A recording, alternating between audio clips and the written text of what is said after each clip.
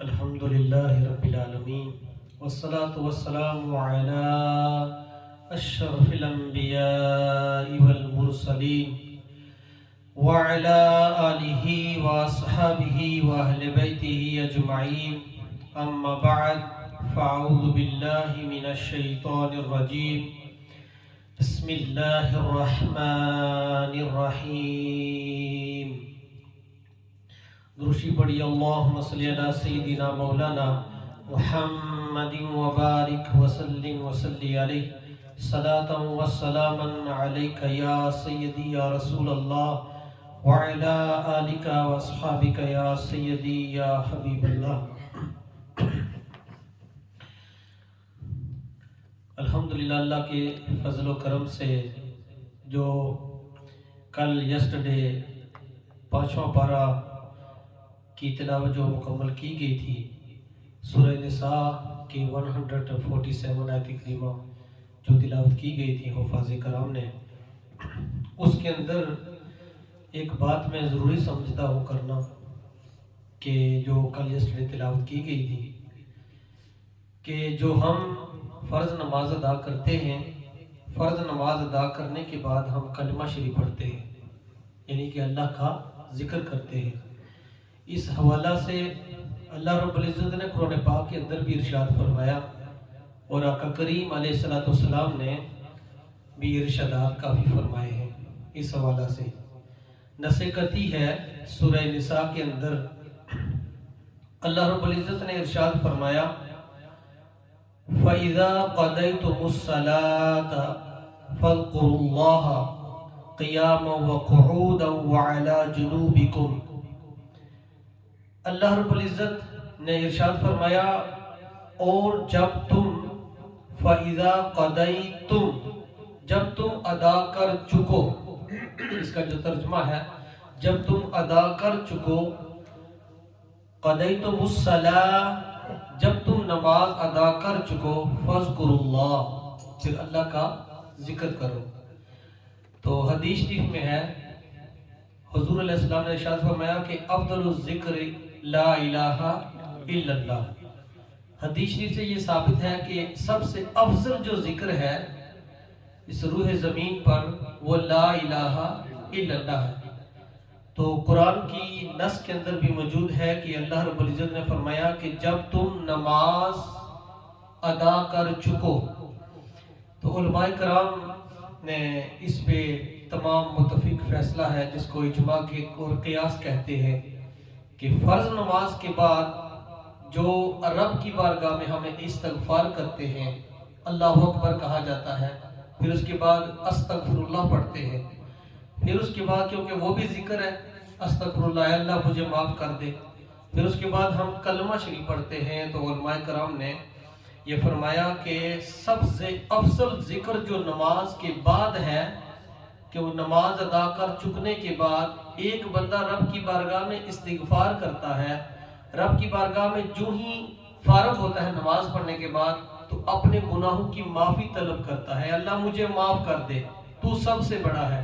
پھر اس کے بعد ہم کلمہ شریف پڑھتے ہیں، یعنی کلمہ تو پڑھنے سے یہ اپنے ایمان کی ایک تجدید، جس کو تجدید ایمان کہتے ہیں، تجدید ایمان بندہ ہو جاتا ہے۔ تو کلمہ شریف پڑھنے سے یہ حدیث شریف میں ہے کہ اگر ایک طرف زمین و آسمان کو رکھ دیا جائے، دوسرے پلڑے میں کلمہ شریف رکھ دیا جائے تو کلمہ پھر بھی سب ان تمام چیزوں سے وزنی ہوگا، اس لیے ہم یہ کلمہ شریف پڑھتے ہیں۔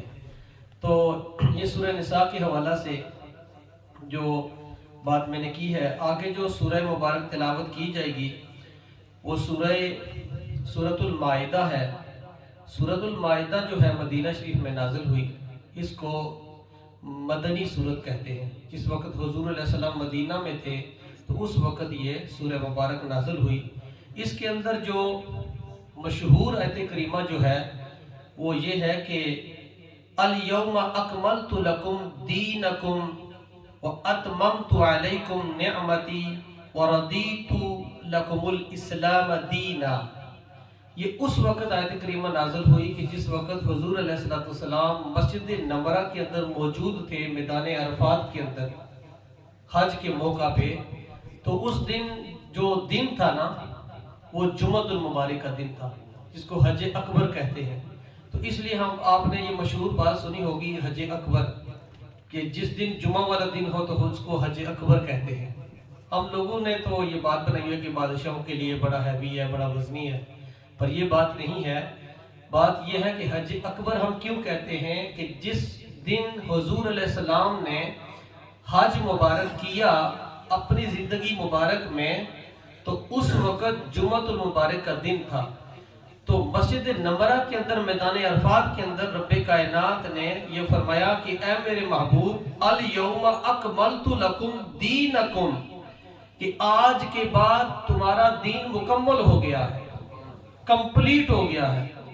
پھر فرمایا رب نے وَأَتْمَمْتُ عَلَيْكُمْ نِعْمَتِي وَرَضِيتُ لَكُمُ الْإِسْلَامَ دِينًا، پھر رب نے فرمایا اور تمہارا جو دین ہے ہم نے وہ پورا کر دیا، اور تم پر ہر جو نعمت ہے جس کو میں نے پسند کیا ہے، سب سے بڑی نعمتوں میں سے نعمت جو ہے وہ دین اسلام ہے۔ یعنی اسلام کو خود خالق نے چوز کیا ہے، پسند کیا ہے۔ پھر رب نے فرمایا اے میرے محبوب ہم نے یہ دین مکمل کر دیا ہے، جس کو میں نے پسند کیا ہے وہ دین ہے، وہ اسلام ہے۔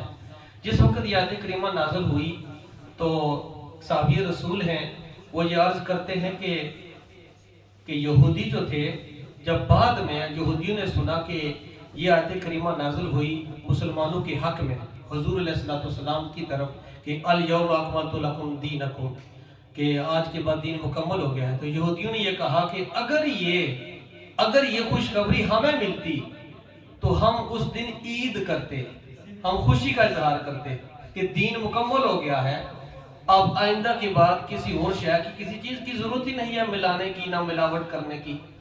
تو صحابی رسول ہیں حضرت عبداللہ رضی اللہ غالباً راوی ہیں، تو انہوں نے یہ کہا کہ اے یہودیو سنو، تمہیں پتہ نہیں ہے کہ جس وقت یہ آیت کریمہ نازل ہوئی، یہ الیوم اکملت لکم دینکم، اس دن میدان عرفات والا دن تھا۔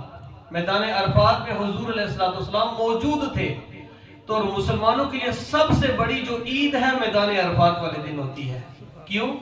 کہ جس وقت مسلمان حج کے موقع پہ وہاں پہ میدان عرفات میں ٹھہرتے ہیں، وقوف عرفات جس کو کہتے ہیں، اس وقت حاجی جو ہے اس کا حج وہاں پہ مکمل ہو جاتا ہے۔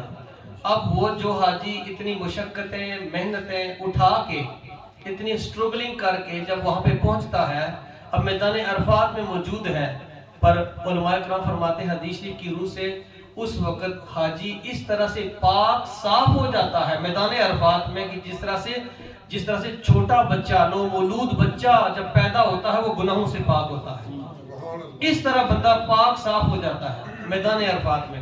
تو انہوں نے کہا کہ یہودیوں سنو، اس وقت سب سے بڑی جو خوشی ہے ہمارے لیے اس دن ہے کہ جس دن میدان عرفات میں ہمارے آقا کریم علیہ السلام موجود تھے، ہم ان کے ساتھ حج کر رہے تھے۔ اور دوسری عید مسلمانوں نے، صحابی رسول نے کہا، یہودیوں نے جب یہ کہا کہ اگر یہ آیت کریمہ نازل ہوتی ہم عید کرتے، تو ہمارے صحابہ کرام مسلمانوں نے کیا کہا؟ صحابہ کرام نے کہا کہ یہودیوں سنو، ایک عید نہیں ہم نے 2 عیدیں کی ہیں۔ 2 عیدیں کون سی ہیں؟ ایک میدان عرفات والی، اور دوسری عید جو ہم نے خوشی کا اظہار کیا ہے وہ جمعہ والا دن ہے۔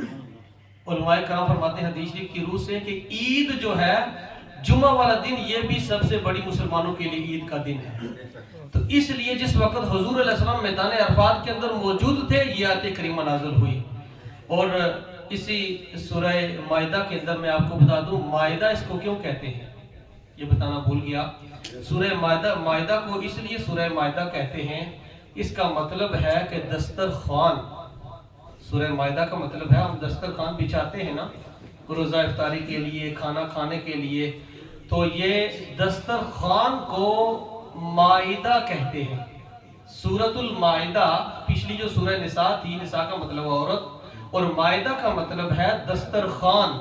اور وہی دسترخوان یہ اس وقت جب بنی اسرائیل کے اندر ان لوگوں نے طلب کی ہمارے لیے کھانا آئے، تو وہاں ان کے لیے دسترخوان بچھا دیے گئے، جنت سے ان کے لیے کھانا لایا گیا۔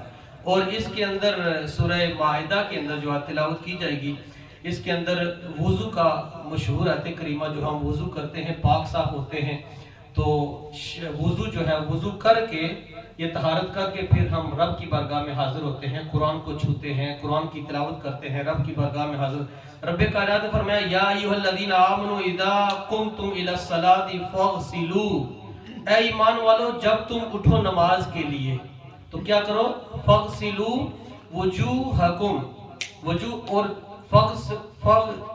فاغسلوا کہ دھو لیا کرو، وجوہکم اپنے چہروں کو، اپنے چہروں کو، وَأَيْدِيَكُمْ إِلَى الْمَرَافِقِ وَامْسَحُوا بِرُؤُوسِكُمْ وَأَرْجُلَكُمْ إِلَى الْكَعْبَيْنِ۔ رب نے فرمایا وجوہکم، اپنے بازو کو کونیوں سمیت، إِلَى الْمَرَافِقِ کونیوں سمیت دھو لیا کرو۔ پھر رب نے فرمایا مسح کرو اپنے سروں کا، اپنے سر کا مسح کرو۔ پھر رب نے فرمایا وَأَرْجُلَكُمْ اور دھو لو اپنے پاؤں کو، إِلَى الْكَعْبَيْنِ، کعبین کہتے ہیں جو دونوں جو اینکلز ہیں، جو ٹخنے ہیں، دونوں ٹخنوں تک بندہ وضو کرتا ہے۔ وضو کرنے کے بعد کبھی کبھار ایسا بھی ہو جاتا ہے کہ وہ پیچھے سے ڈرائی رہتے ہیں۔ جو شخص صحیح طریقے سے وضو نہیں کرتا اس کا وہ حصہ اگر پیچھے پاؤں کے حصہ اگر ڈرائی تھوڑا سا بھی رہ جائے تو اس کا وضو مکمل نہیں ہوگا، کیونکہ یہ قرآن کی نص سے بات ثابت ہے۔ جو بات قرآن سے ثابت ہو جائے ہمارے لیے وہ فرض ہو جاتی ہے۔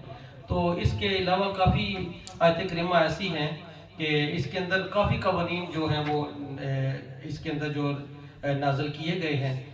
مسلمانوں کے حق میں منافقین کا ذکر بھی ہے، مسلمانوں کے حق میں کافی بنی اسرائیل کا ذکر ہے۔ تو انشاءاللہ اس کے بعد جو ہے انشاءاللہ ٹمارو شان نزول باقی بیان کیا جائے گا۔ اللہ رب العزت ہمیں عمل کرنے کی توفیق عطا فرمائے۔ جن اب آپ نے